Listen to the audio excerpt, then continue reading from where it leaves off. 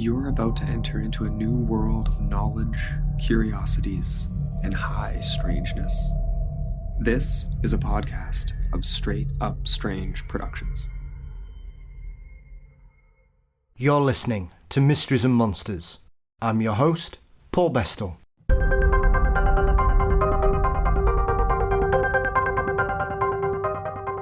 On this episode, I welcome someone who's a big part of my ongoing adventures into the worlds of the weird and the paranormal, Kev Eustace. Kev is, of course, the host of two phenomenal podcasts, We Need to Talk About Ghosts and Dark Paranormal. As the new season of Dark Paranormal drops across the world, Kev joins me to talk ghosts, metaphysics, poltergeists, psychics, and the paranormal. There are not many parts of the paranormal we don't touch in this week's conversation. A big thank you to Kevin for his time and conversation. As always though, before we get there, you can support Mysteries and Monsters by signing up at patreon.com/mysteriesandmonsters. $4 a month gets you ad-free episodes, guaranteed early releases, bonus content and more. You can also click the link in the show notes as usual. A big thank you to everyone who continues to support Mysteries and Monsters with their Patreon contributions. It means a great deal, and I thank each and every one of you. Mysteries and Monsters is across all social media platforms. Please subscribe to the Mysteries and Monsters channel on YouTube. And don't forget, you can get your Mysteries and Monsters merchandise from visiting mysteriesandmonsters.com, along with news and episodes as well. Thank you as always to Dean Bestall for his marvellous artwork. The show is produced by Brennan Storr of the Ghost Story Guys, and Mysteries and Monsters is delighted to be a part of the Straight Up Strange network. So, let us peel back the layers of the world of the supernatural in the company of the marvellous Kev Eustace. Tonight, I am delighted to be joined by a man whose body of work I admire a great deal. With a sharp turn of wit and a passion for the paranormal, Kev Eustace hosts two of my favourite shows, We Need to Talk About Ghosts and Dark Paranormal, covering a whole range of encounters. From the fun to the frightening, this paranormal prince of the pool has it covered. Kevin, welcome. Well, thank you very much, Paul. That's very kind of you. What was that? I like that, the paranormal prince of the pool. Yes. Oh, I love alliteration, and that is perfect. I specifically like alliteration with P's, and for some reason. Yeah, well, I was going to try and remember how my auntie taught me to say the pool. I was going to say peel, but I thought I'd probably insult you, Kev, because it's been a long time since I was wandering the streets of Birkenhead. Oh, no. Do as many Scouse accents as you like. There was a girl I met in Scotland, and she thought it was hysterical that she pronounced the whale, like, as in whale. She's like, "Do you go with the whale?" It's like, "How's the whale?" Yeah. But yeah, no, it's on a genuinely serious note. It's an absolute pleasure to be on your show. It's rare. I mean, we speak, obviously we spoke on the Ghost Story Guys podcast that you co-host. Yeah. But there's a certain level of, only a certain small amount of people who I think, Christ on a bike, they know their business inside and out, and you're certainly, like, you're within that lexicon, most definitely, like, so. It's an honour to be on your show, mate. And as I said to you when we discussed me coming on, it's largely going to be me, I imagine, just asking you stuff and asking for clarification on stuff. So. Oh, I'll try my best not to rip up any dreams or paranormal loves that you have, Kev. Please do. That's the thing, yeah. So, as I said in the introduction, mate, you're the host of two phenomenal shows that you've been regularly releasing for a couple of years now. What brought you to the paranormal, Kev? Because people have all kinds. I love people's origin stories when it comes to how they've got to this point of being interested in specific aspects of the whole Fortean world. Yeah. So we're of a very similar vintage. Kev, are you like me, that you were corrupted by being bought a copy of the Usborne Book of Ghosts as a child and Arthur C. Clarke, or was it family members that corrupted you, or did you just hear a spooky story as a child and that's where your love came from? It was a mix of all three of those things, but most definitely the Usborne book. In fact, my partner Becca got me the remake. Yes. They reprinted it recently, so she got me that. But that book, I constantly had out as a child. from the library. I mean, my interest in the paranormal is from as early as I can remember. It's from my mum. She died when I was 16, but prior to that, I mean, obviously not since then because she's dead. But prior to that, she was very, my dad's not into the paranormal at all, but my mum was. And my dad and me other family members, I've got one brother, one sister. They're into football. They're all Blues, or Evertonians, if you will. Yes. And I'm not really into sport, if I'm being honest. I like boxing, I like wrestling, and that's about it. And my mum, just out of spite, would say she's a Liverpudlian. So I would also say I'm a Liverpudlian, although I'm not arsed. But what I was arsed in was me and her would sit down, even when I was like 7 or 8, and I'd showing deep interest in the paranormal, and she'd tell me tales that she's experienced, and she was a huge believer, and she had a load of experiences herself that she couldn't explain, and she'd tell me these wonderful stories of like infamously, I say infamously, within our family anyway, she got smacked on the arse once by a ghost as she was washing her hair. Yes. Bent over the sink and went to kick off at my dad, and he was in the back garden mowing the lawn. And so she had this like, she was a deep believer, and so that mixed with, I started a ghost club in school when I was aged like 6. Yeah. And it had fluctuating members, but never more than 2, because like after a week, somebody, like the person who joined me, would be like, "This is a bit crap," and I'd be like, "It's not, it's great." Yeah, it's a combination of things really, but I've always been interested in the unknown, and I knew that Usborne book you're talking about, when I told Becca it was being reprinted, I said, I know it inside and out now. Like before you've even bought me that copy, yeah, I could probably write it out page for page. So yeah, so realistically, it's nothing that I've got into at a later age. So especially I found with ufology, a lot of people can fall into it in like the 20s or whichever, and gain interest in later on. But paranormalness, specifically ghosts, I think you kind of. I think it hits you before age 10 if you're going to be into it. I think, as you say there, that's a good point. It seems to be the thing that gets most people into the world of the weird is ghosts, as young kids, as you say, because I think things like cryptids, we're probably a little bit spoilt in the UK, Kev, because we've got Nessie. So well, yeah, most of us would have heard of that. And anybody who's grown up in North America, they've obviously got tales of Sasquatch and Bigfoot to get them into it. But ufology seems to be one of those that does tend to be something that you kind of come to last. It certainly was for me. But it's the one that I got really into and left the longest, I think, because I just got fed up of the same things in the 90s. So it's taken me probably till the last 5 years to kind of really start looking at everything that's happened over that. Obviously, I was aware of certain cases that had happened, that had gone on, what was going on at the O'Hare airport in Chicago with that strange flying disc over it that everybody tried to claim was a weather formation. And so you'd hear stories like that, and obviously listening to other paranormal podcasts before this launched, I'd obviously kept my finger on the pulse of things that were going on. But yeah, I think ghosts are the things that get you early, and everything else tends to follow. You do, and it's an interesting point that you make there. I've yet to meet a person who believes in ghosts and rules out UFOs. Do you know what I mean? So there is there's kind of a tale of a comet, if you like, in terms of the belief system. But interestingly, getting back to the Usborne books, as you well know, they also done UFOs and was it called Monsters? It is. Yeah. And it went in that order for me. It was like, it's the UFO one. I think it had on the front, was it the Hopkinsville Goblins? Yeah. On the front. And, and then it was like cryptids, which, whereas and getting back to, without blowing smoke up your backside, it's your level of knowledge within all of these areas is peak. It's like, if I say to someone, Lonnie Zamora, for example. Socorro. Yeah, exactly. Not many people are going to know the shape of the thing, the craft that landed, or the symbol on the side, or anything. Yeah. They're going to say, "Who's that?" Is he like a banjo player or something? But So it's interesting, but whereas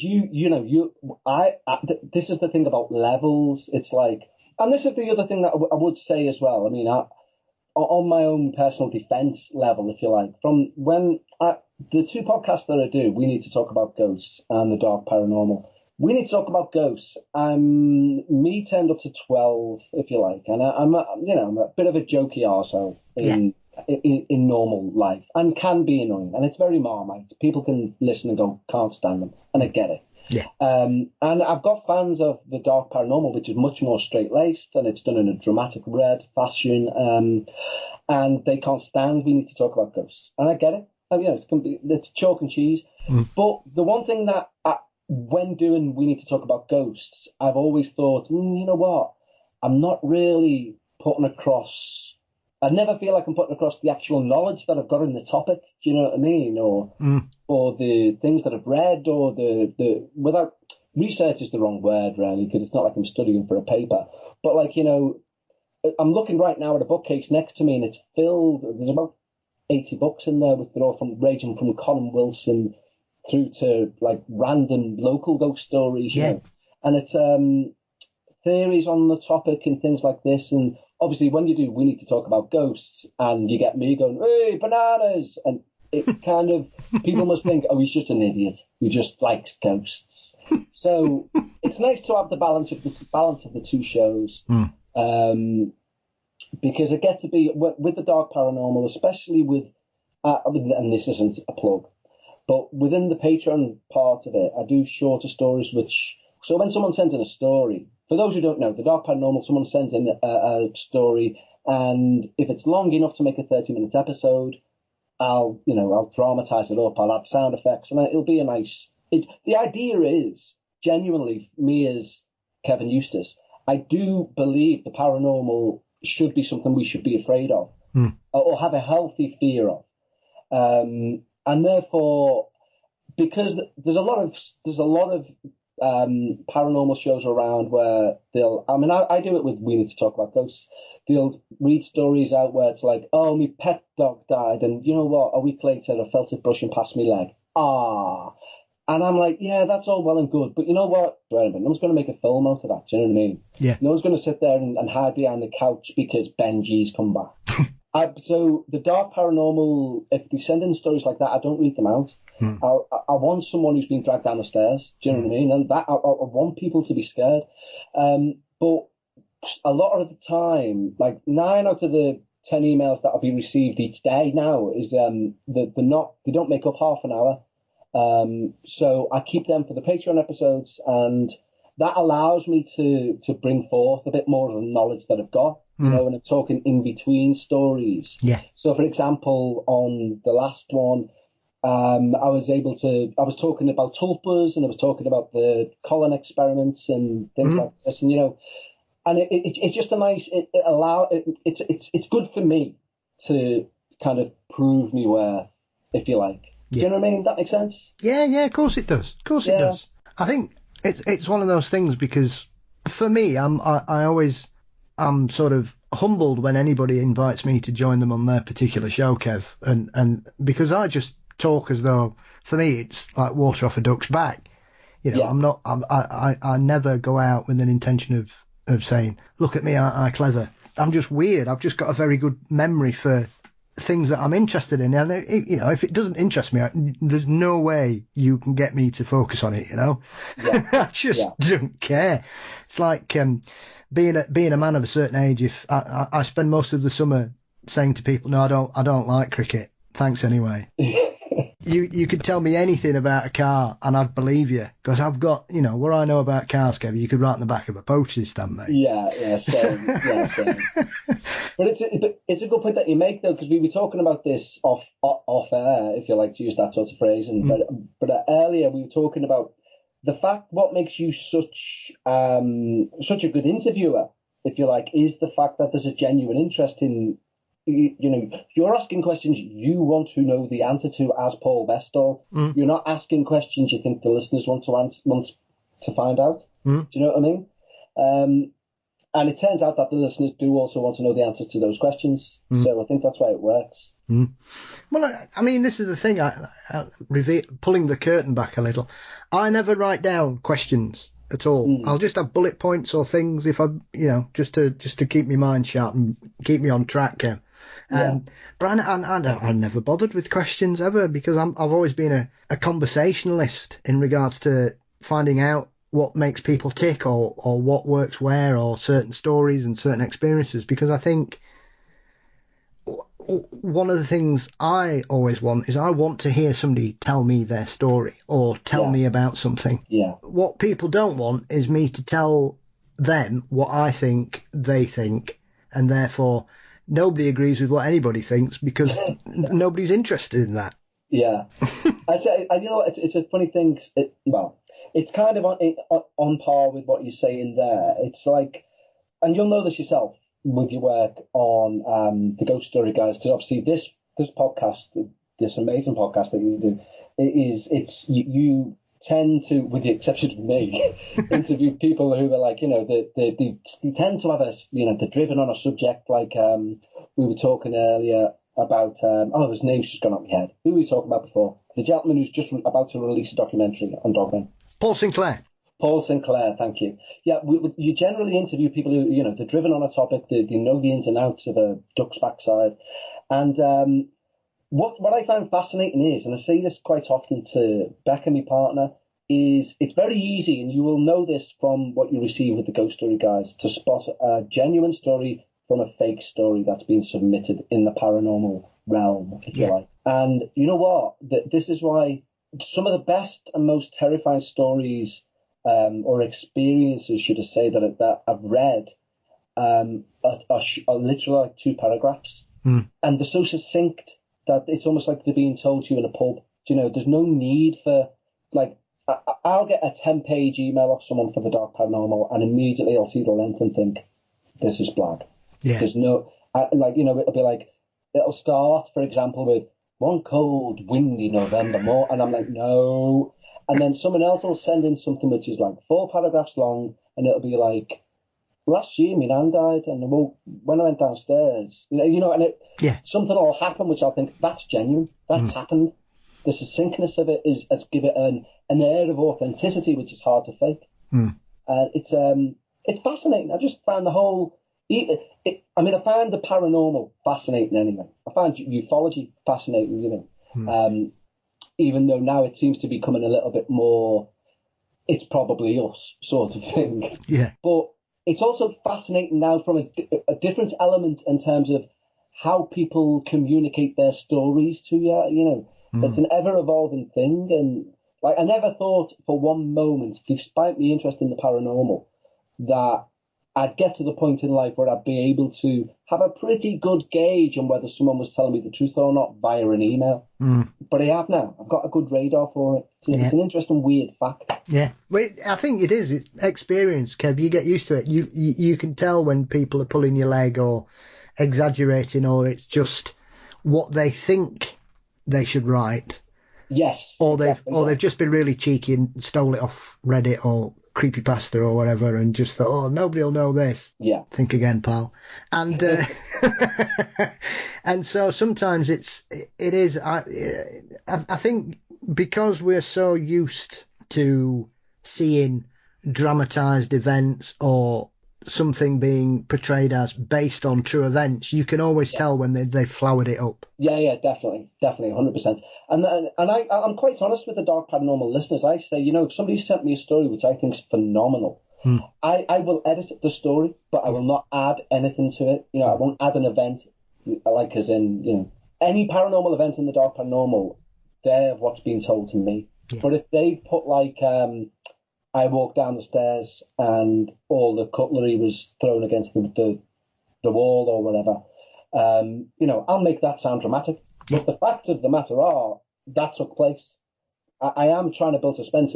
And like I said earlier, for the simple reason, I do want people to be scared. I love the idea of fear of the paranormal, because I do think it is something that, there's a reason why we run up the stairs of a night when we turn the lights off. It's it's a magnificent thing that I can't put my finger on. And I love it, but I'm terrified of it at the same time. So. Yeah, and it's something that's been with us for eons, from the earliest days of the written word, Kev, for whatever reason. I mean, obviously people will always, when they point out, I think that the oldest ghost story written was it Pliny the Younger or Pliny the Elder, which is that famous story about the guy that buys the abandoned villa and gets disturbed at night by that rattling of chains and the spectre wandering around, and then that's in the Usborne book. Yes. So it shows you that, these stories have been around for the best part of at least 2,000 years, and they probably were, and there were stories of magic and myth when we look back at the stories of Mesopotamia and ancient Egypt and the Greeks and the Romans.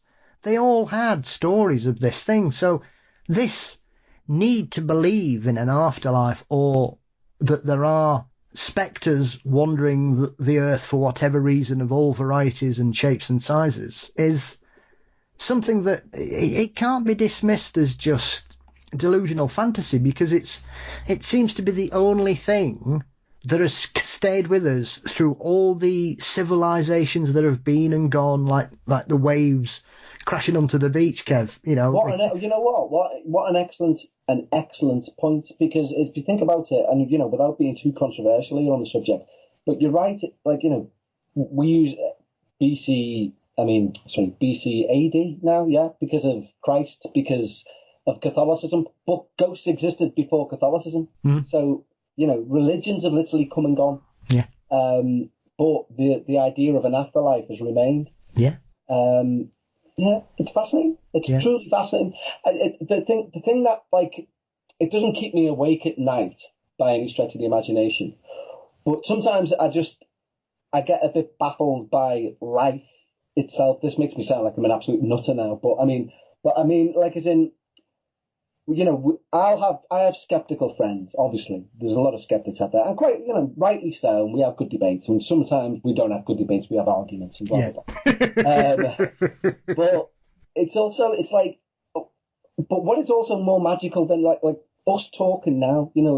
The fact, and this sounds very simplistic, and it's clearly from somebody who didn't do science at school, but I'm not running on batteries. Do you know what I mean? There's a sentience within me that is able to recognize me as a person, and it just baffles me, life in general. As in, why? Not necessarily why are we here, but I don't know. I could very, very easily fall into, because like yourself, you read all the 14 topics that are going on, and you'll dip in and out of things. And the one that's got me thinking, more than likely, is this simulation theory. The idea of we've evolved so much that it's a simulation within a simulation within a simulation within a simulation. And there was when I was thinking, it's probably all nonsense. That there was a scientist who turned around and said, the reason why it's probably nonsense, because in order for that to take place, the hard drive that would be required to hold such information would need to be, and they came up with this amount of this size of the hard drive, basically, saying it'd be like light years across, sort of thing. And then weirdly, about 3 days later, I was watching something, and it was more or less the size of is it Boots Void? Or whatever it's called. Is it Boots or Bootes or something? Void? Yes. This area in the sky where there's nothing. And the measurement was more or less what this guy had said, that's what you need the hard drive to be. My brain nearly exploded. I wanted to try and find my dad and just hide. I was like, we are in a simulation after all. But I think, I love thinking about what could be, Maybe, do ghosts exist? I don't know. Do I? Who knows? Who honestly knows? Do I believe they exist? I wouldn't rule it out. Yeah. Well, I mean, when anybody ever says anything like that, I say, well, the principles of skepticism based on that belief is fine. However, the first law of thermodynamics is that energy can't be destroyed, and we are energy. Yeah. So where does it go? Yeah. It's got to go somewhere. But then I also play devil's advocate with that. I'll shoot down some of my own arguments, because I'm sure you, especially of all people, will have seen how some people have tried to bend quantum physics into the paranormal, and incorrectly so. You know, like they're saying, "Oh no, quantum physics has proved the paranormal." Like, no, it hasn't. It hasn't. Yeah, it really hasn't. You basically don't understand quantum physics, and even quantum physicists say the infamous saying, "If you think you know quantum physics, you don't know quantum physics." Yes. So for someone who's not a quantum physicist to say it's proved the paranormal exists, so I am, you know, like we were talking earlier, again off I get, because of what I do, I host paranormal podcasts. I am a believer. Do I know they exist? No. Do I believe they exist? Yeah, I do. So therefore, I get sent a lot of photos and stuff by friends and family, and they're always of dust. They're always of orbs, and you think I'm going to go absolutely bananas over them and go, "Oh my God, can I have you on the show and we can talk about this dust?" And it's just like, no, it's dust. Yeah. My next email is from Mr. Sheen. Yeah, Ken Dodd. But it is a fascinating one. It's like, one of the I love. There's some things which there's a thing called seriality. Have you heard of seriality? No, I haven't. It's this guy, and I've got no names because I am not you, and you are like the messiah when it comes to absorbing knowledge. I read something interesting and take the bullet points, and you never include names or places or anything like that. But basically, I'm sure it's called seriality. But anyway, the essence of it is it apparently, the guy who came up with this theory, it drove him mad. Mm-hmm. I think he ended up, committing Harry, as they say, or whatever. And so basically, it's the idea that things happen in sequence and patterns exist. Patterns are part of nature, and randomness is not random.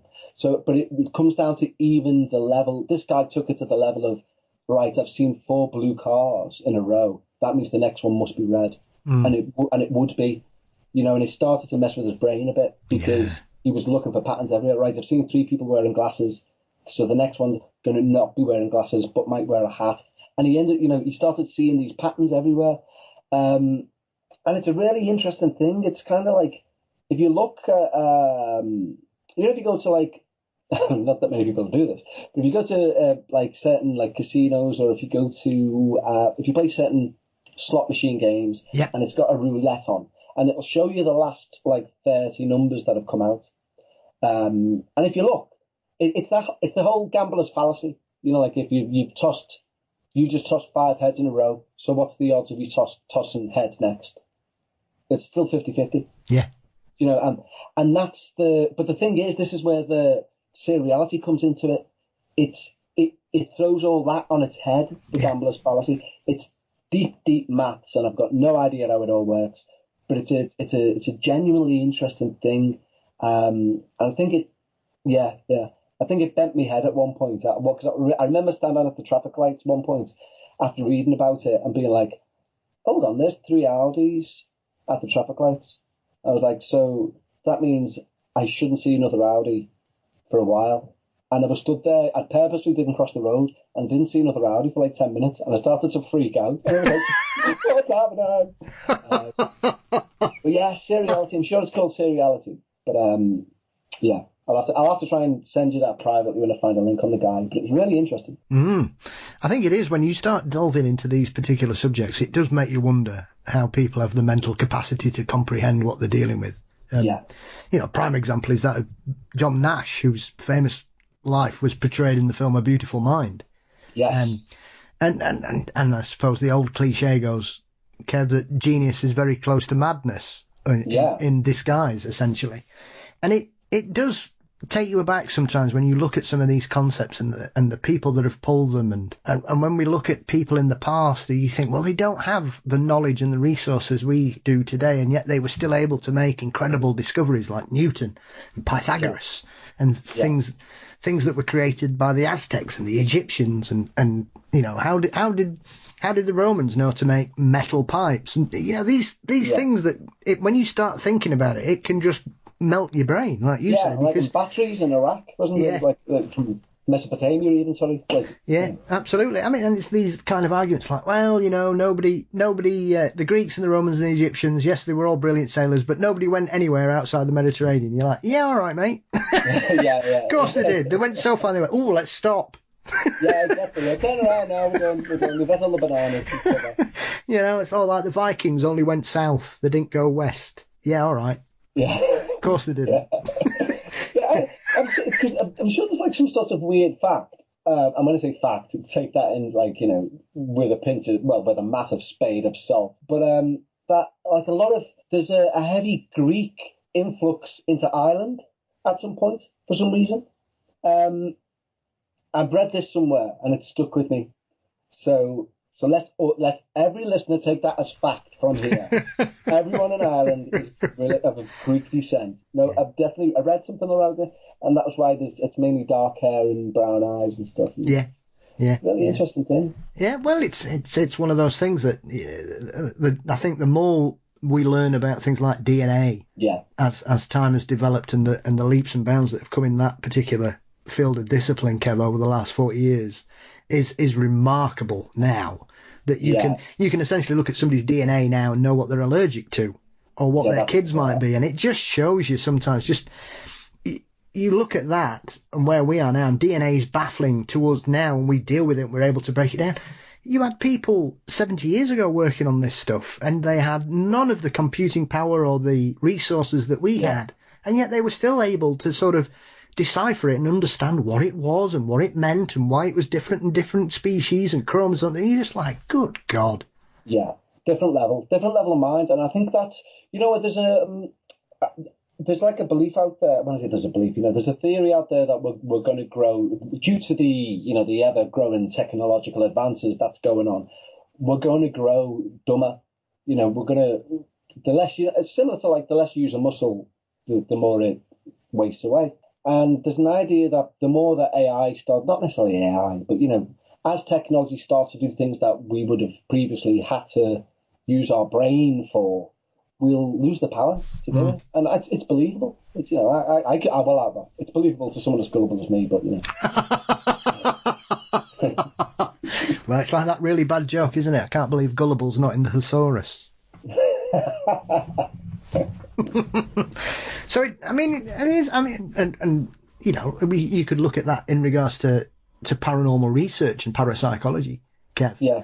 I think sometimes because people are presented a particular version of it in popular culture these days, they seem to think that that's all that goes on because it's all that they see, whereas the deep thinkers and the researchers and the people that really break it down to an analytical level are still out there. They're just not on television. Whereas 30, 40 years ago, people like William Roll and Hans Holzer and Tony Cornell and Guy Light and Playfair would be on TV because they were the most well-known parapsychologists in the world at that time. Yeah. Now, we don't get those academically minded people because apparently they don't make good television, which is a matter of opinion. So I think its public perception can often be skewed by popular culture, making it so you only have to look at things on social media and certain television programs where they go, oh, we've got the number one trend on Twitter, this particular program, but hardly anybody watches it. Yeah. And yet, if you look at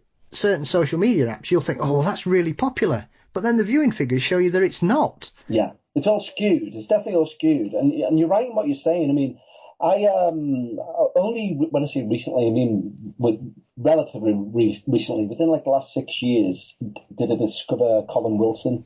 Yes. And he's a revelation, an absolute revelation. I read The Occult, and I'm sure you've got a copy, but the Occult is a thick tome. Yes. It is for somebody who doesn't read. Anyway. I'm going to say, I can read, I'm not sat here like banging two potatoes together. Yeah. But I normally fall asleep after 4 pages, but that book genuinely changed my life. Because the first part of it, although he was tasked to write a book on the occult, and he didn't want to do it, apparently first, it's the first 4 or 5 or 6 chapters, it's basically philosophy. He's a modern day philosopher. And it's, the things he talks about within it are mind blowing to whether you're a believer or a skeptic.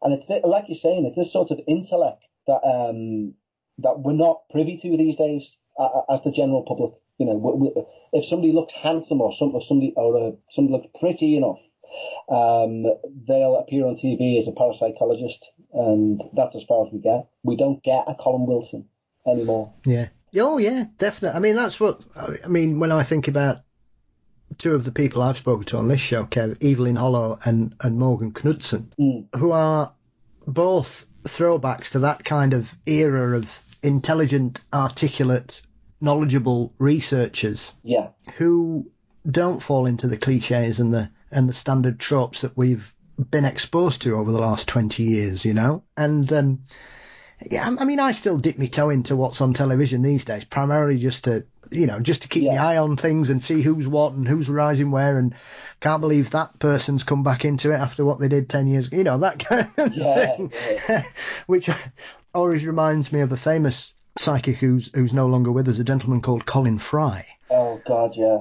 And Mr. Fry was caught several times faking it. My favourite Colin Fry story is, and I still couldn't believe that people were doing this in the modern era, because it was one of the classic confidence tricks of the old spiritualism movement, was the lights off and then all of a sudden a trumpet starts playing, and then he got caught, somebody turned the light on and he was stood in the room playing a trumpet. You know? God. And I mean, that all happened and he still ended up getting a television show. Yeah. Because it's all about, and this is the thing which is annoying. I mean, you know what? There's a lot. It's got its detractors, but there's a lot to be said for Most Haunted in its initial incarnation. Anyway, I think. I remember I was quite young, about 18 maybe, when they done the first Most Haunted live. Yeah. And everyone in my house, I was living in my dad's, they were all out. So I got myself a bottle of wine, chippy tea, lights off, TV on, and sat in front of the telly. And they'd done everything that I would expect someone to do in that first one. Like, they put a vet in a room on her own with a camera, and it had never been done before. You know, It's done all the time now. And it was amazing TV. Nothing happened, but it was amazing TV. And it was basically real Ghost Watch. Yeah. You know, that's what it was, but without Mr. Pipes. And it was amazing TV. And I think, unfortunately, if you think about it, like, Most Haunted became so big, they were on Saturday Night Live. You know, They were getting skittered on Saturday Night Live. Mm-hmm. They were huge. And then we get your Bagans and we get all this. And can I just say, the one thing, I mean, I know there's a lot of Ghost Adventurers fans out there and they go nuts for Bagans and all that carry on. I'm not one for... I've watched a few of them. Some of them have been like, oh, that's quite interesting, but more about the history of the places and the stories and ghost stories behind them and etc. What I always find really hysterical when I do watch one now is if nothing has taken place, all of a sudden, Mr. Bagans seems to get possessed and want to punch one certain guy in the crew. And it's like he'll do the commentary over the top, and it's like, I can't say the fella's name's like Peter or something, and it's like, it's at this point I just wanted to punch Peter in the face. And it's like, all this is like Peter Gets Battered, season 12. But I do like, you know, I watch them because the backstories can be great of these places, you know, the real authentic sort of. It's like one thing that I read in a really good article once in 14 Times, and it's this sort of stuff that really still keeps me hooked on the subject of ghosts. It's a really good article that someone had put together. I forget the name because, like I say, I keep the bullet points, not the names. But they basically they'd found records of this place in Scotland. I think it was a castle. And basically, there was a news clipping from like 1890 where people had reported seeing a woman in red running down one of the runways or whatever of this castle. And then in the 1920s, there was a news clipping of people reporting seeing a woman slightly transparent in pink running down the thing. And then in the 1950s, there was people sensing someone running past them like a breeze. And it was as if this stone tape theory apparition was dissolving over time. But it was kind of like almost proven within these 40-year apart news articles. And it was fascinating to see. You know, it was a factual thing. Like, these news reports were there in the press in 14 Times. Like, the way that this thing seemed to have dissipated over 100 years. And that's what still keeps me hooked, things like that. Yeah, that's really rung a bell. I'm trying to think what it is, but yeah, that's one of those, because there are some, when I've spoken to Ruth Roper Wilder is a prime example, Kev, of stories where people were seeing something 100 years ago and now they just hear it. Yes, exactly. Which is one of those aspects that you think is that falling into, as you say there, the stone tape theory, that these are recordings that have a certain lifespan? Yeah. Or is it that? I think it's just that. I mean, think about your VHSs back in the day. Yeah. They would eventually wear out. They would all eventually wear out. They would never last forever. Do you know what I mean? Even you get one from Blockbuster or wherever, and it'd be knackered because it'd been watched that many times. Yeah. And I think that's all it is. Whatever the magic ingredients that are needed, whether it be a certain environmental weather or a certain type of rock or a certain type of this or that or the other, they've all got a finite span of energy to provide if they're going to reenact this thing. But yeah. So. Well, I think it's one of those things as well, because often when it comes to the paranormal especially, I find it surprising that people are very entrenched in it. It has to be this type of thing. Whereas I think if you've got a fairly brief span of certain hauntings, Kev, you know that they're not the same things. Yeah. The ghost of a lady running down the runway in a castle is not the same as to what was happening in Enfield, which is not the same that's happening in somebody's house where their cats come back to remind them that they still love them and jump on the bed. And it's not the same as the footsteps walking in a pub somewhere down south. These are all very different phenomenon. They can't really be the same thing because they're all different things going on. It's an excellent point. And you know what? I've said this recently on a show, and you're the guy to do it. So I'm going to challenge you now. I'll be honest, it's an epic task. So feel free to fail. But my point I was going to make is, we're still using terminology about the paranormal that has been used for 40 plus years, or 30 plus years at least. We're still, in terms of, like what we're saying, stone tape theory. Is it a residual haunting? Is it a sentient haunting? These things we need an updated vocabulary, because, and I don't mean necessarily to go into the realms of where everyone, we've got the Hat Man, and now we've got the Shadow Man, and now we've got the Cape Man, and but there are differences in these hauntings. There are differences in what these things are. Like Colin Wilson's one about, I think he was talking to Guy Playfair. Yes. I think they were talking on a train or something, and they were discussing a poltergeist case somewhere, and one of the two, and I can't remember who it was, you'll know, had a theory that basically, because as we all know, that poltergeist-esque happenings allegedly happen around pubescent teenagers because there's a lot of pent-up energy and aggression or anger or whatever, and there's a lot of emotion in the household, and that energy, allegedly, this theory would create almost like balls within the home. Yes. And an entity passing through those houses would kick those balls, and the balls would then knock something off a shelf and burst and would appear as water on the floor, which is why pools of water would often be found around poltergeist cases. Yeah. And it was such a fascinating theory. It was like, oh my God, how does your brain, to go back that many steps, like, right, okay, if something's flew off a shelf, there's a pool of water.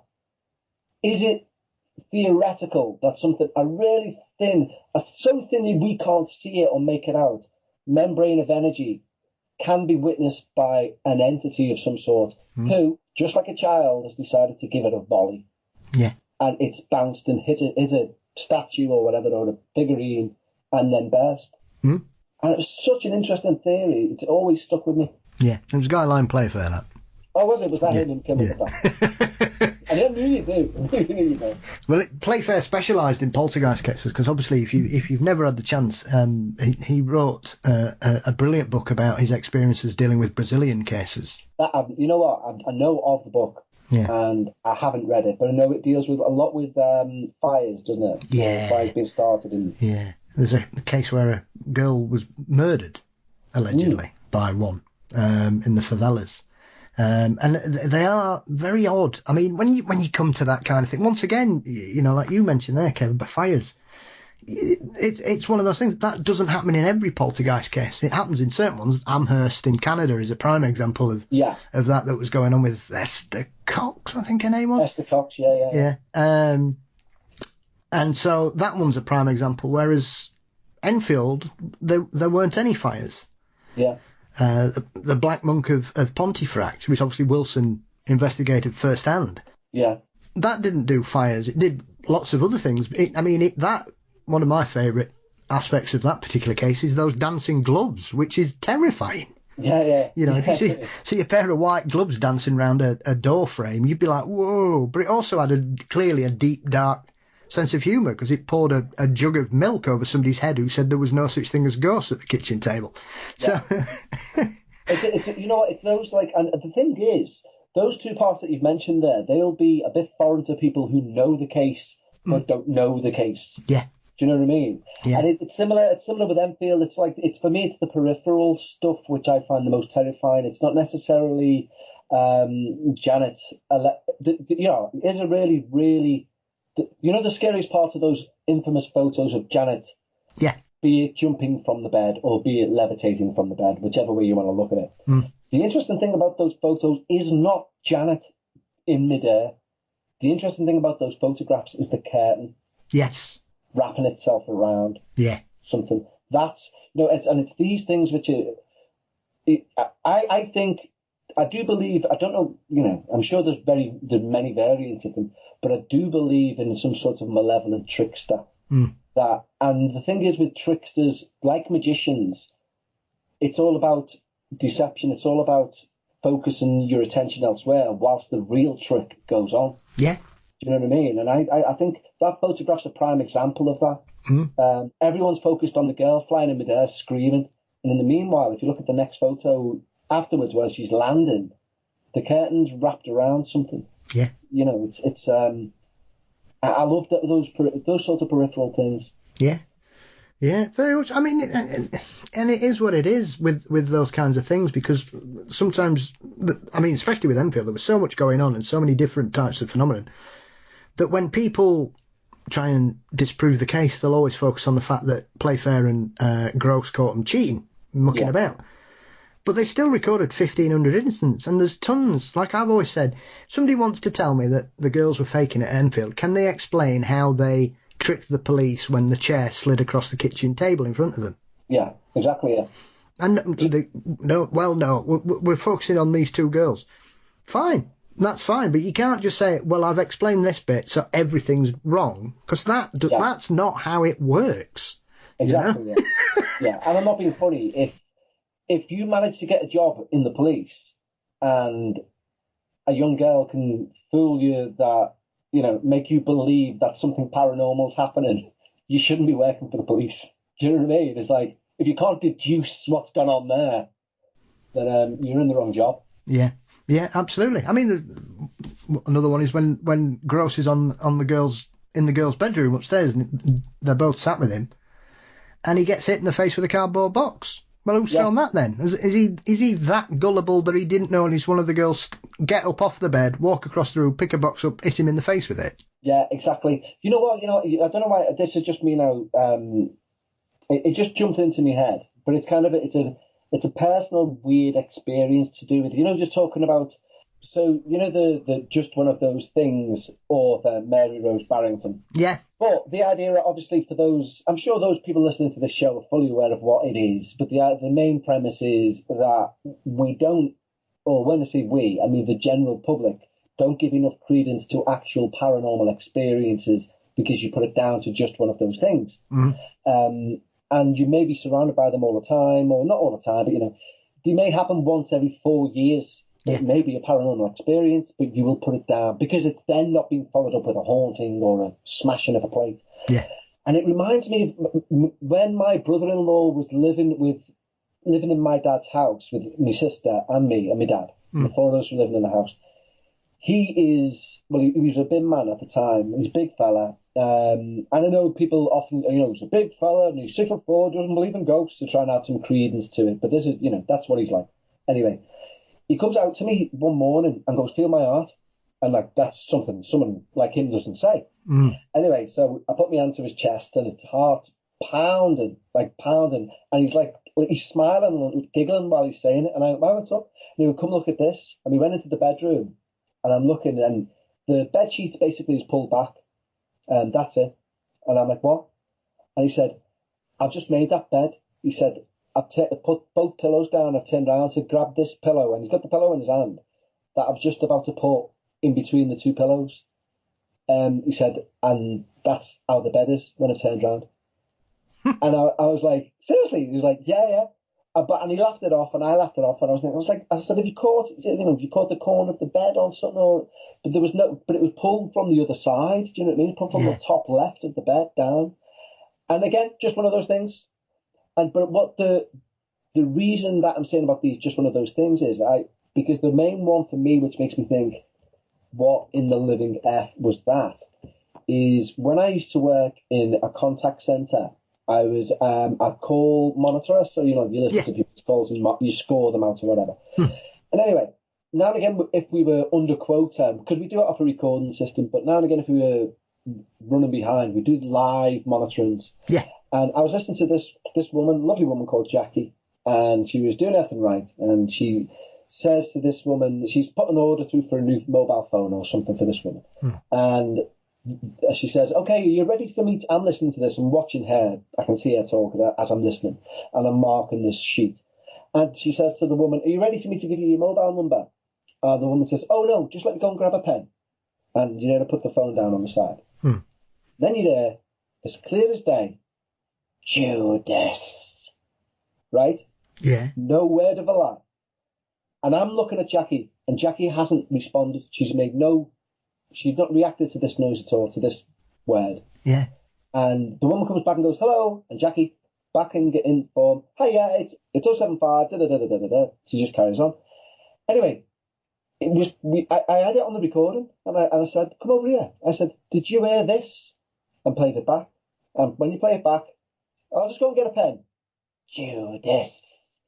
Clear as effing day. Wow. And I've never seen someone turn white like Jackie did. She had her hand to her mouth and was going, "I didn't hear that. That wasn't in my earpiece."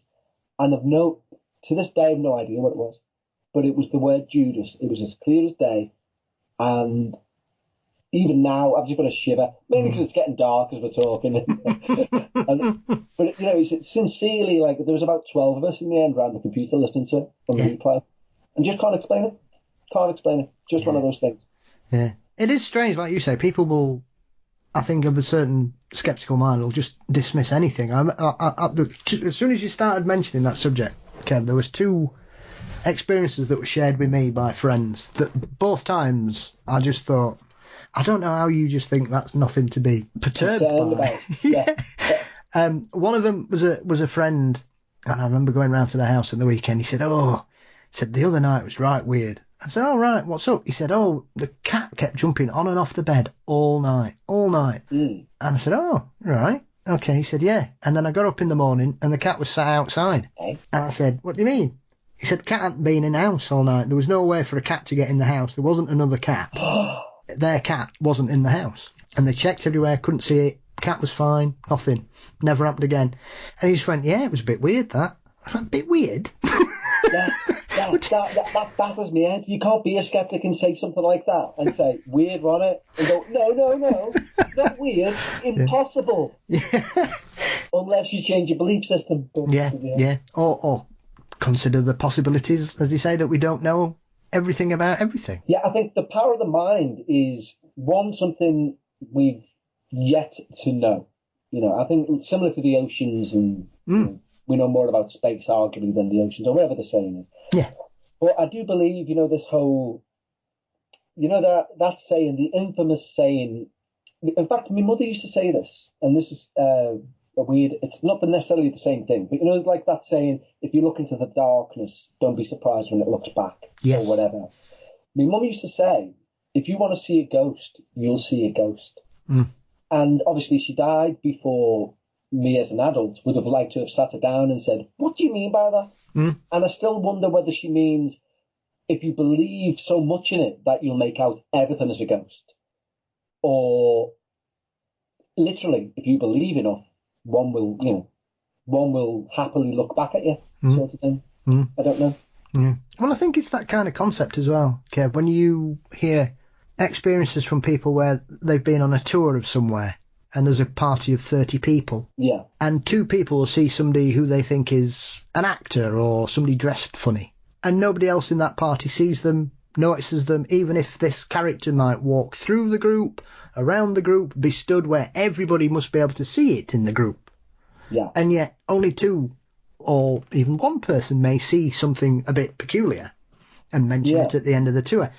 And I think it comes down to that, because as we grapple with these potentials and these concepts and what could be, is it that only certain people have the frequency to respond to it, to see it? Because we all know, as we were saying about energy and things like that, everybody's brains are wired different. That's why people are very talented in different fields. And if they weren't, then we'd be up the creek without a paddle in regards to... Well, nothing would be made, would it? Nothing Well, exactly. There'd be no culture, there'd be no enrichment, there'd be no art, there'd be no books, there'd be no anything that could entertain us, because we would all be on a default setting that we would all be sort of autonomans, wouldn't we? We would just be very Soylent Green.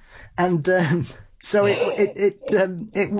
it's one of those questions I've always baffled with, because I remember speaking to Ruth about one of the experiences that was shared with her, which was a party of 4 people in a car driving along, and 2 of them, I think it was the front passenger and the back driver's side passenger, both saw this figure walk into the road and screamed. Wow. And so the driver went, braked, everybody went, oh, bloody hell. And they're like, what are you screaming for, you idiot? What you done that for? I said, didn't you see that? Didn't you see that? And the other 2 people in the car hadn't seen it. Didn't see it. Oh, wow. Because they're in a different mindset. You know what? I've had this theory, right? And you, of all people, will probably tell me if this already exists elsewhere. But if it has, I've never heard of it. So in my mind, I've made it up. But I might not have. So it's this, you often hear people talking, when somebody tells you a ghost story, well, I'm talking like in a pub or in a social setting, often if we were telling ghost stories and something happened, or we were doing the Ouija board or we were talking about when this happened and then there's always something, something flew off the shelf, something happened. And I've always had this thought that I wonder if maybe if you get a group of people together, right, let's say there's 2 levels in your brain. On one side, you've got what you think can happen. And on the other side, you've got what you know 100% can happen, right? Now, 9 times out of 10, they meet. They're completely level. So, like, you think you can open that door with your hand. You know you can. You reach out, you open the door opens. Yeah. But when you're talking about the paranormal, what you think can happen, like, I think ghosts might be able to be a thing, so it's up here, but what I know can happen is actually down here. But when you do things like talk about ghosts, or you do the Ouija board, or I think what you know actually can happen starts to raise a bit, because you're being more and more convinced. And I think eventually, if enough people are in a room, say doing a Ouija board, say doing a seance, say talking about ghosts, sharing ghost stories, if enough people are in a room and even 2 of those people's levels meet, something will happen. Do you know what I mean? Like an energy is formed, like a bolt of lightning, something will fly off a shelf, or do you know what I mean? I don't know, because we don't know. We just don't know. No, I mean, well, that's very similar to what happened with the Philip experiment, isn't it? Well, yeah, I suppose so. Yeah. Because because they set themselves out the intention to create a ghost, and they did. Yeah. So arguably, is that a toolpath? Well, exactly. There is always. I mean, it's one of those things, Kev. I think sometimes people who aren't well versed in the paranormal will just fix anything, like people constantly going about doppelgangers when they're probably talking about Voigers. Yes. Yeah. But it's just, once again, it's one of those buzz terms. I mean, there are so many intrinsically strange things about the paranormal, like the Hat Man, for example. And I've always said this, because one of the arguments against this is that people are simply sleep paralysis, and the sleep paralysis is creating this image of a particular type of person. I don't understand how that's a valid explanation, because if it was 1950, right, and people going, oh, I keep having these dreams of this bloke wearing a hat standing in the corner of the room, I'd go, fine, because everybody's wearing a bloody fedora. Bloody good point, yeah. Now, why is nobody being assailed by the baseball man? Baseball cap man, you know? I mean, when's the last time you saw somebody walking through Liverpool city centre wearing a fedora, Kev? It was probably me, in all honesty. Well, I've got one as well. I've got my straw. I've got my straw Panama. yeah. Well, that's what I have. But to be honest, that was just for the festival, so we didn't have to wash my hair. But it's an excellent point. You know, it's so. You know what? The one sort of, well, this isn't a caveat to that, because obviously the Hat Man is a very different sort of kettle of fish. And again, getting back to your point before, we need, well, and I agreed with you and said we need to update all our terminologies on what we're classifying these things as. I'm not necessarily saying like the Hat Man is the new old hag, for example, or maybe it is. You know, maybe things do change as culture changes or whatever else. But interestingly, there's a place where John Lennon used to go to school, funny enough, name dropping, Blackburn House, which is just over the road from us here. Yeah. And they do ghost tours. We were on a ghost tour there once. And it was really well done, really well put together. Nothing happened, but a few motion sensors did go off, and, you know, that could be mice or whatever else.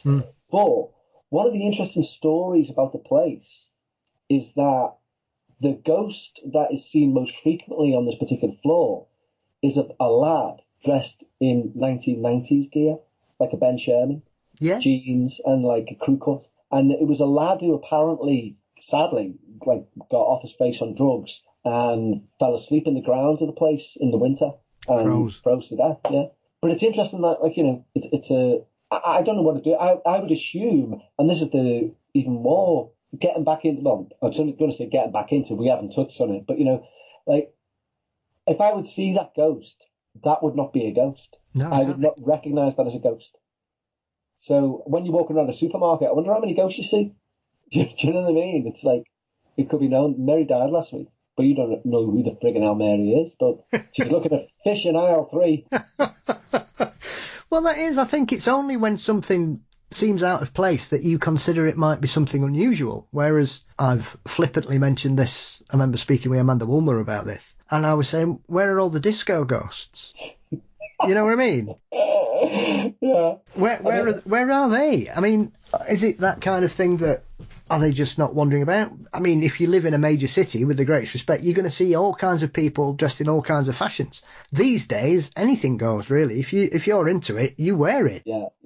It's not like the old days where everybody was regimented and you were a mod or a rocker or you were a punk or a hippie or whatever. Now there's a real sort of freedom for people to flip and change and wear what fashion they fancy wearing on a particular day of the week. No, you're quite right, yeah. So it's one of those things, like you say, that when you're talking about that particular haunting, people aren't going to spot that because that just looks like a guy. Because, to be fair, other than perhaps a haircut and maybe how baggy the clothes were, you wouldn't know that person was out of time.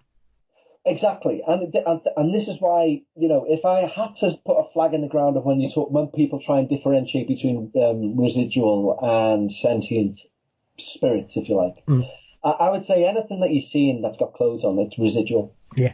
Unless it's talking to you, you know, and in which case it's probably a personal spirit of some sort, or it's malevolent, because like the old argument, unless it's a residual. Like a stone tape theory thing, why would it have clothes? Do you know, there are no ghost clothes, because the argument could be he could take that ghost shirt off, leave it there and walk away, and now you've got a ghost shirt. Yeah. You know, so I think if somebody sees a ghost and it's a person, unless there's an interaction, it's residual, and therefore technically nothing to be afraid of in my mind. You know, I'd still run the other bloody way. But my point is, there's where there's no brain, there's no sentience, there's no fear. You know, it doesn't know you, it can't see you. And I think if it does, if it is clothed and it is interacting with you, it can only be malevolent. You know, or like or you've created it yourself, as in like through trauma or through the loss of a loved one, you're trying to comfort yourself through your dad visiting you or your mum visiting you or whatever else. But if someone you don't know comes up, walks through a wall, is fully clothed and has a conversation with you, you get a priest, because that's not a nice person. You know what I mean?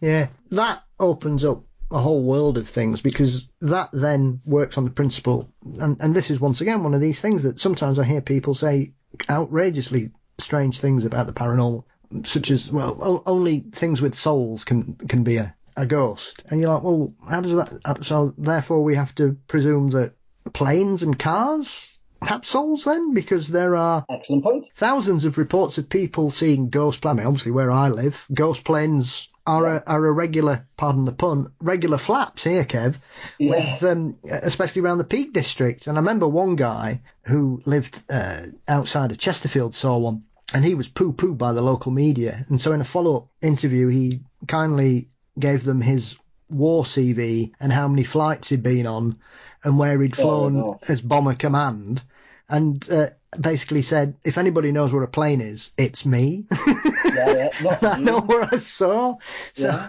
So and you get really strange ones when people see a house or a building, or an abandoned cottage, and then they come back and it's not there anymore. Yeah. Well, what's that? And then people, oh, well, it's a time slip. Well, how do you know it's a time slip? Yeah. Often I think people are very quick to put certain phenomena in certain boxes, and that's it. As I was saying about doppelgangers and voyagers and things, that's it as far as they're concerned. The Hat Man is sleep paralysis, and it's taken over the old hag. You hear it now, where people say, well, people don't see fairies anymore, that's why we see aliens. And I'm like, you clearly don't know enough. Because there are thousands of people around the world who are still seeing the little people. Yeah, absolutely. We went to the Isle of Man the other year, and there's a bus that we got, and the bus stops on this bridge, and everyone on the bus has to, and it's not like it's a tour bus, it's a bus. It's like a general get from A to B sort of bus, and it stops on a bridge, and we all have to, the driver literally says, there's like an automated voice that says, say good morning to the fairies, everyone. And everyone has to go, good morning, fairies. And me and Becca were like, what the fucking hell is this? But it was a genuine, it's just a normal bus. It wasn't like the fairy talk. Yeah. Just that was the level of belief. Like, don't cross them, be nice, Yeah, yeah. Well, obviously my brother got married in Norway, so I've been to Norway quite a bit, Kev. Their acceptance of trolls would be laughed at here. And yet you can't go past more than 4 shops without seeing a troll inside or outside. And they have all these animatronic ones, like one's asleep in the sweetie aisle and stuff because they've had too many sweets and things, and they have special ones outside. But they think, oh, well, they're just playing up to the tourists. But when you speak to your normal Norwegians, a lot of people still have a real belief in that. Yeah, and by troll, they mean like 40-foot high. Well, they believe they're all sizes. Right. Okay. So not the modern cinematic versions, as good as those films are. And I'm asking this as literally an uneducated person within the subject of trolls. Are they the equivalent of where our fae folk, if you like, were originally human sized? Or have been perceived as human sized, and then they grew little and whatever else, and they've been perceived as loads of different sizes. Is it the equivalent with trolls? Well, they've got different sizes, so as far as they're different, just different types. Okay. They haven't shrunk through, well, no, because sometimes people would say that the concept of why fairies have shrunk is the fact that less people believe in them. Oh, okay, yeah. Which I've heard, but then again, the majority of reports in the modern era, they are all of a certain size, but then certain people think, oh, well, they're all like Tinkerbell, when they're clearly not. If you've read anything about the lore of the Fae, they're clearly not to be trifled with. But then even in the UK, and I've said this before, Kev, you look at what they have in Scotland and compare even on the Isle of Man, Wales, Cornwall, England, Ireland, we've all got the same similar kind of thing, but they're all very different creatures. Yeah, it's a very good point. I mean, to be honest, the Fae is one, because we spoke about it earlier, but I know Brennan's got a fear of the Fae, not upsetting them. But again, it plays into the wonderfulness of our brains. It's that whole, if you believe you can or believe you can't, you're right. It's that ties into it in a way, I think, in terms of sometimes with belief in the paranormal. we don't know the power of our brains. And I was going to mention it earlier before when you were saying about, if you see a house, some people will see an abandoned house and they'll go back and it's not there. I don't think maybe it's a time slip, like you're saying, but maybe it's also not like a ghost house or whatever. Maybe it's your brain at that particular moment is giving off some sort of discharge or impulse, or the same sort of thing that triggers an epileptic fit, for example. It's giving you the ability of some sort of sight that I don't know. And the thing is, we don't know. Yeah. And that's the marvelous. I find it fascinating. I'm really getting into to reactions of things now. Just people's general reactions and studying human beings. Human beings are turning out now for me to be a bit more interesting and a bit less believable than the paranormal. When you see how they react to certain things in certain ways and how predictable people are and stuff. There's a lot of really great philosophy books out there which I've bent my head of late. I've had to stop reading some because I end up talking to people and thinking, I know what you're going to say. It makes me feel like I'm going mad. But, yeah. Well, I know what you mean. I mean, I've always been darkly fascinated and quite afraid sometimes when I read about certain cult cases. Yes. And I just sometimes think, how on earth do they push themselves? The Heaven's Gate is a prime example. Wow. Yeah. Primarily because that happened smack bang in the middle of the 90s when I was embracing all kinds of Forteana. And so for a case as weird as that to happen when everybody was talking about UFOs and the X-Files and we've got chupacabras running around everywhere, and good quality documentaries and shows on TV investigating certain cases and looking at personal experiences, it's surprising just how regular these things happen. And obviously as I've got older, I've looked at other cases like Jonestown and things, and you just think, at what point do you go past the point of no return in those kinds of situations? Because Heaven's Gate especially is crazy. And I remember seeing a documentary last year where they were visiting one of those museums of the macabre that they have. Oh, right, yeah. And he'd got one of the beds. Jesus wept. What were possession? Literally, what were possession? And it was all done out, like with a mannequin on the bed, wearing the trainers under those blue blankets that they all wore. Yeah. And I just thought, I mean, Marshall Applewhite gave me the chills in the 90s. Every time I see his face these days, it just sends a shiver up and down my spine. Yeah. Because but it's just that further extension of that whole contactee movement that we had in the 50s.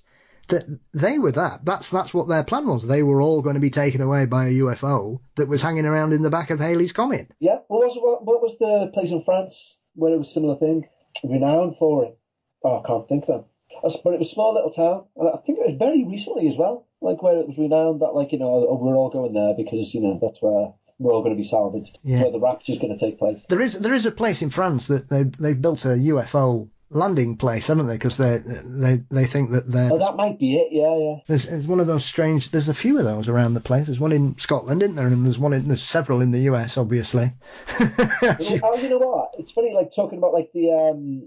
like the like what we're talking about there, brainwashing, basically, and things like that. It fascinates me that the manipulation we can do to people's brains, and like for example, not JFK. Who was the other Kennedy who was shot? Bobby. And the guy who was claimed he was a Manchurian candidate. Bobby Kennedy. Yeah. Okay.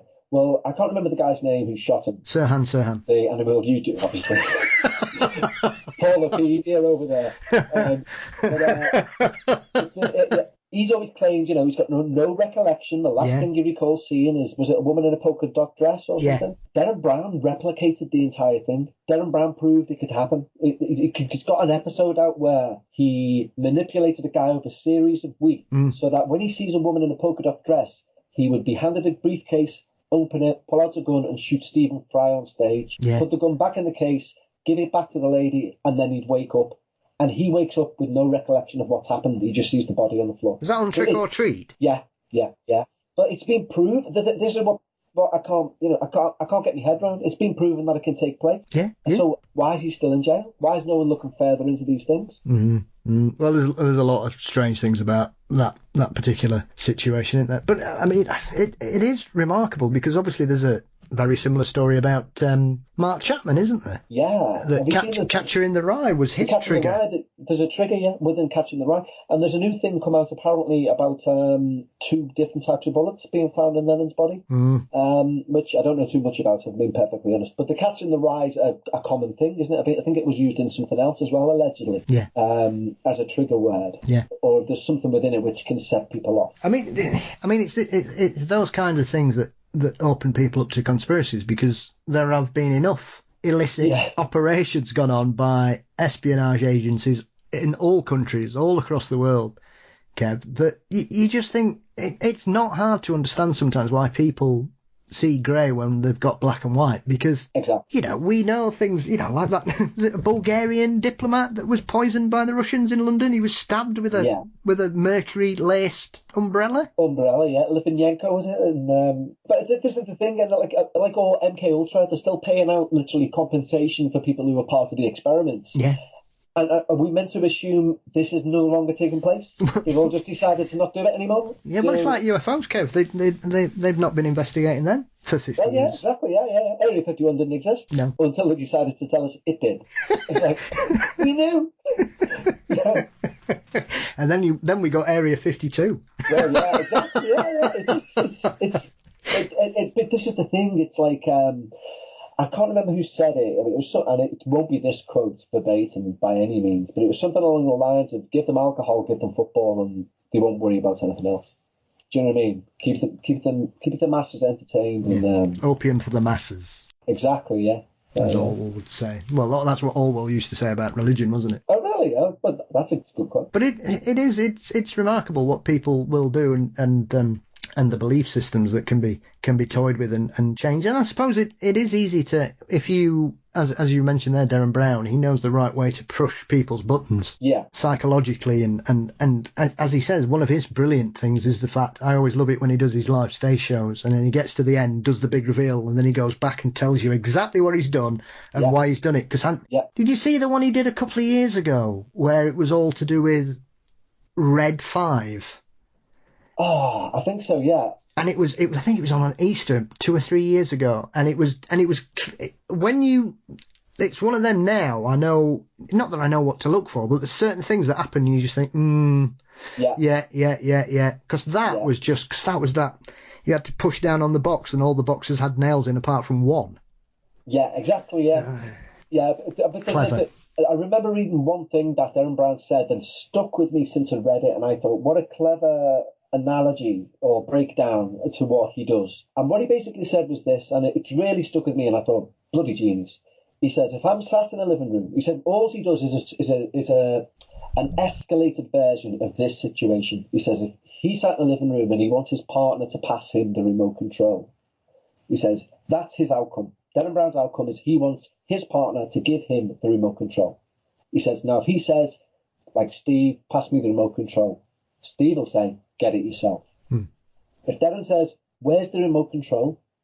Steve's been given a challenge. Steve spots the remote control. He knows he can gain some serotonin, some dopamine. He can win something. And I found it. Here you go. There it is. Oh, thanks, mate.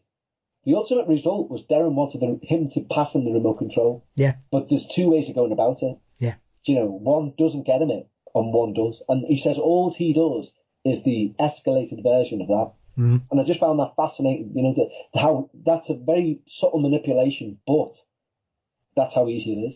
Yeah.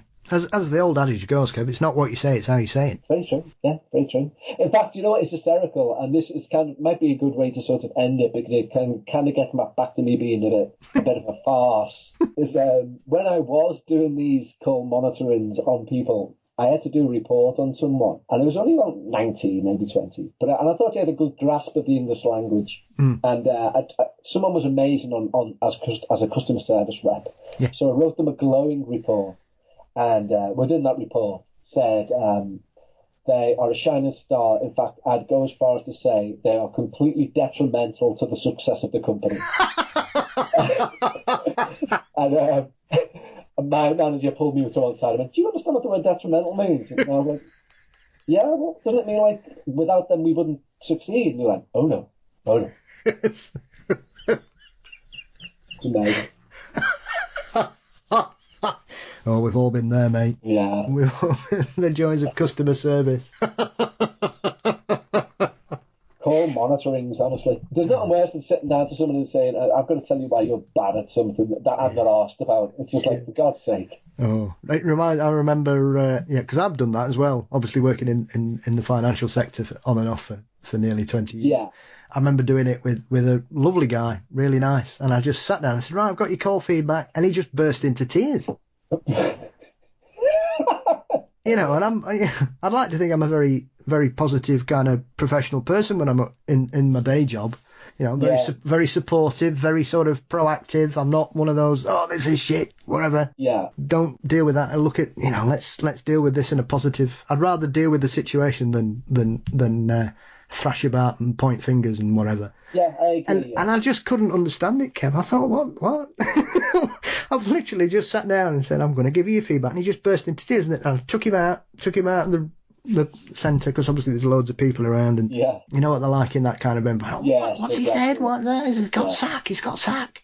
And he just said, I'm just not used to this, and I'm not used to getting feedback, and I just get myself really anxious and I said, God, you don't need to be like that. And he said, I know, but it just happened. And I said, well, it does sometimes. People work themselves up into a frenzy over the most trivial of things. Yeah. I'm telling you, the brain, we've not touched the surface of the brain, and that's the fascinating thing. And I'm saying that like I'm going to do something about it. I'm not. But, you know, but I hope somebody does. I hope somebody finds out, you know, more about what we yet don't know. Yeah. And I'm sure there's plenty. Absolutely. Well, there's loads of weird things, I think, as a final wrap-up of that, Kev. When people get struck by lightning and all of a sudden they develop new talents, and you think, well, what? How's that happened? Or those people that suffer amnesia and wake up and they speak in a foreign language. That's the one that gets me. That just, you know... blows you away. It does. I mean, and I can appreciate, like, maybe they picked it enough up and something's happened. But the thing is, even if, because I've heard people say, well, maybe they've just been exposed to that language on TV in the past, and what's happened is, it's not that, whatever's happened, the lightning shock or whatever, has knocked it all into space, so it's made them know a bit more of the language. That's magnificent. That's magic. Yeah. If that took place, that's magic. Yeah. Don't just say, well, what's probably happened is they've learned French overnight, because that's bloody magic. You know what I mean? Don't just try and brush that under the carpet. What probably happened is. That's the guy. Yeah, he's probably changed his diet. That's what's caused it. Yeah. Oh, well, Kev, it's been fabulous just to chew the fat and throw some ideas around, my friend. No, it certainly has. And again, Paul, I sincerely mean this. I'm not just blowing smoke, and I've said it many a time before, and I say it to anyone who will pay attention, is your knowledge is... There are very few people in this world, I'll be genuinely serious. There's a paranormal podcaster who's been doing it for close to 8 years now, and who's got an interest in the paranormal since it's been 5 or whatever. There are a few people in the world who I'll listen to the opinion of and not question or not think, but, and you're one of them. So it's a privilege to be on your show, mate. I really appreciate it. No, it's a privilege to have you join me at last, Kevin. It's been a long time coming and long overdue, and I hope it's not the last time we speak in a professional capacity. And so, my friend, where can everybody follow your work, find your shows, and keep up to date with what's coming down the pipeline for you, my friend? Well, just search for We Need to Talk About Ghosts. I'm sure some people might be aware of her anyway and don't like it. That's fine. And search for The Dark Paranormal, which is the other show. Some people might not like that, and that's fine. But on the other hand, other people might. So there you go. You can't please all the people all the time. Oh, and the same would go. I know you meant to then do social shout-outs. Search for the same on whenever you do your social things. You'll find them as well. I'll put links to everything in the show notes as always. I know, have you any plans to collect any of the stories that you've been sent or whatever as a book or a collection at any point, Kevin? In terms of the Dark Paranormal, but only with a few select ones. Like, we had one standout one from the last season, which we received not a letter, because it's not 1924. We received an email from a laicized priest, and he used a lot of words which I didn't understand and I had to Google. Right. And he basically was as a very quick, brief explanation. The weird thing is about the story is nothing truly paranormal happens in it. Nothing like moves or flies or anything like this, but it's one of the stories that we've got the most feedback on. Basically, he was chosen by his diocese to attend an exorcism course. And he went to it, he came back, and he was convinced that this particular woman in his parish needed an exorcism, basically. And he went to see his bishop or similar, and they said, when he described what was going on, they said, no, they just need confession. And he tried to explain that there was no possible way he could get this woman to confession. And due to the fallout of all this and how it all took place and what went on, he asked to leave the church and was granted it. But it turns out, and I didn't know this, that if you ask to leave the church and you're granted it, if you then want to become a priest again, it's like an admin task. It's not like you have to go through the whole ritual again. But it's kind of like if you're a priest for life. You can just, you just need to ask kindly to come back in, and they're just like, it's like reactivating your Facebook account.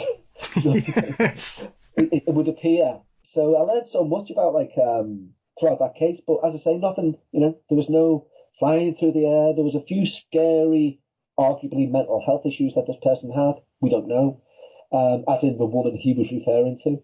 But the entire story and narrative around it was just fascinating. And it's so some of the stories like that, which I think they're important stories for paranormal people or people who are into the paranormal to know about. I might get some of them down in a book, which aren't to do with like things smashing against walls. Things which just make you think, which it could be one thing, it could be something completely rational, and it could also be the work of the devil. Stuff that as it can have you on the fence.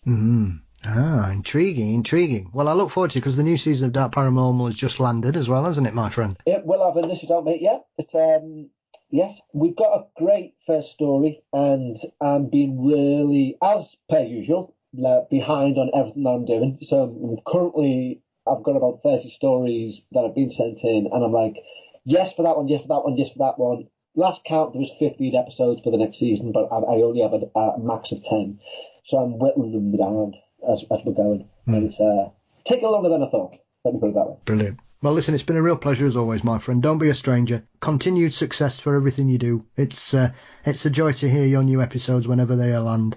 And I just wish you all the very best for your future endeavours, Kevin. Hopefully we'll speak again, my friend. Hopefully so, my mate. Yeah, and as always, I'll continue to be a constant listener to your show and gain my education via you. Because that's how I literally do it. That's very kind of you. Thank you. You take care, my friend. You too, Paul.